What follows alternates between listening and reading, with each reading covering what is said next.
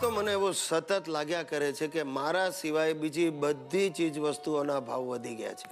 Petrol, gas, diesel, વિમાન ભાડું, વીજળીના દર, શાકભાજી, બધી બધી બધી ચીજોના ભાવ વધી ગયા છે.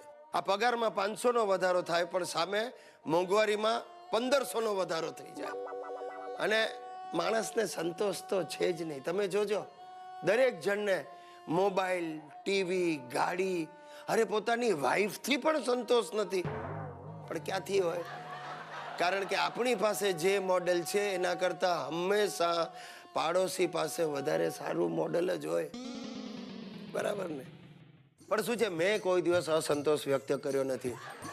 આપણને શું નાનપણથી જ તાલીમ આપવામાં આવે, પડ્યું પાનું નિભાવી લેવાનું. આ મોંઘવારી ગમે તેટલી વધે, આપણે હવે ટેવાઈ ગયા છે.